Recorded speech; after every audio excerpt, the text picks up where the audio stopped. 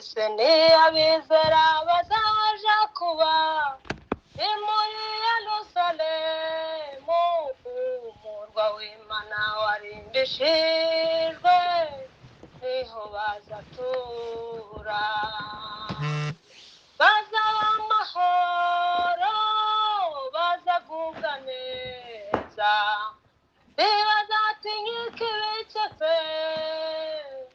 kuko Imana izahanagura amarira yabo bazaba amahoro bazagubwa neza ntibazatinya ikibi cyose kuko Imana izahanagura amarira yabo Yesu uko mubona bizamera bite Yesu umwami natwakira hamwe n'abamarayika bera ko badukumbuye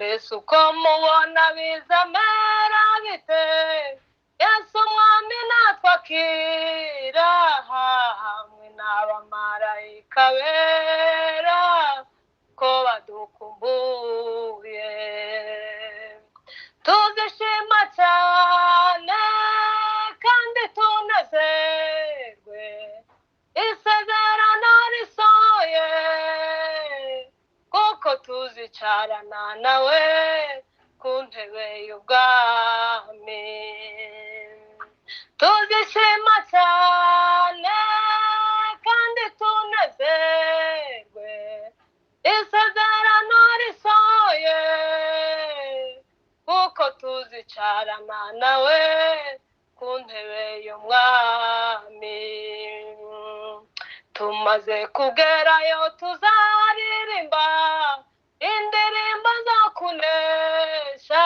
maze twishime hejuru y'urupfu ndetse na satani tumaze kugerayo tuzaririmba indirimbo zo kunesha maze twishime hejuru y'urupfu ndetse na satani tubanye na Yesu n'indwara izatsinze ntakizadutandukanyayo tuzabana yakaramata n'umukiza wacu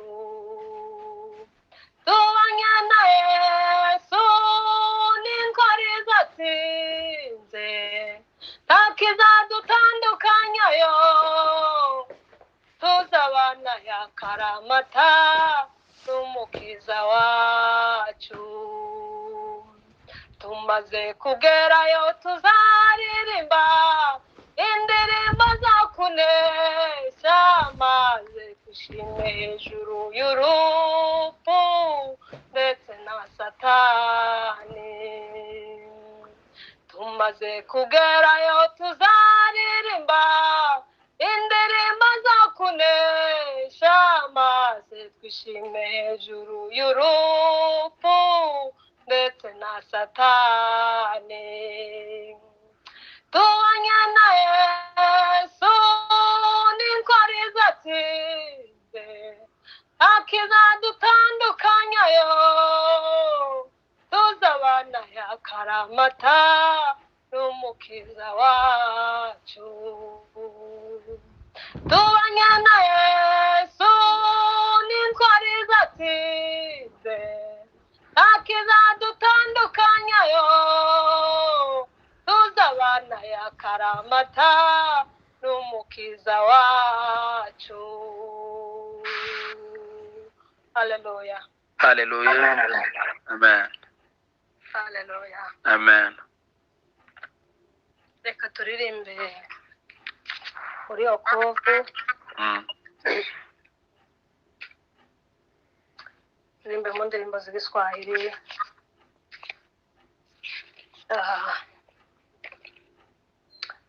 ijana na 73 indirimbo z'igiswahili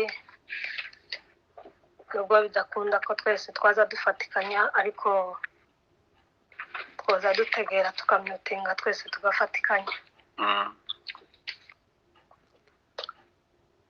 Reka turirimbe.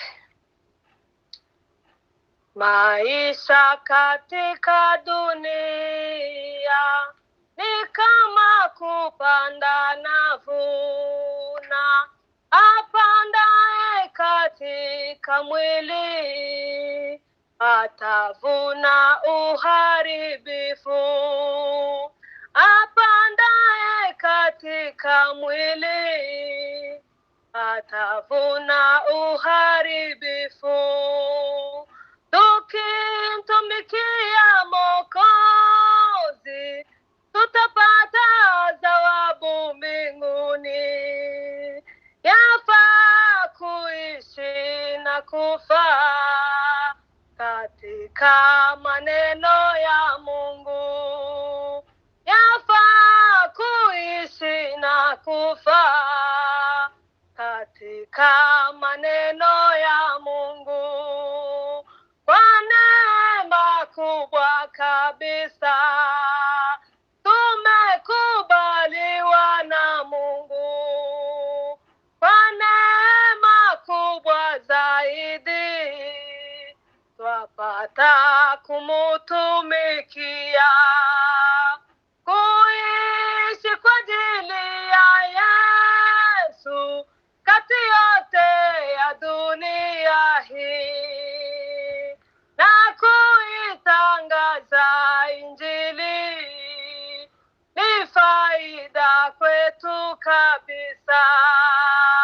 Na kuitangaza Injili ni faida kwetu kabisa. Wakristo watapoingia mbinguni kumusifu Mwokozi, na mimi nataka kufika kuimba pamoja na wao. Tutamshukuru Mwokozi aliyetununua kwa damu. Waliohudumu kwa pendo watamuhimidi milele.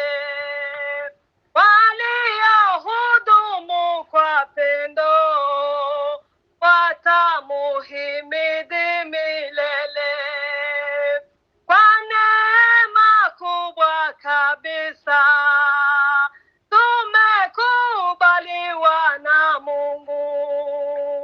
Kwa neema kubwa zaidi twapata kumutumikia. Kuishi kwa ajili ya Yesu kati yote ya dunia hii na kuitangaza Injili ni faida kwetu kabisa. Na kuitangaza Injili ni faida kwetu kabisa.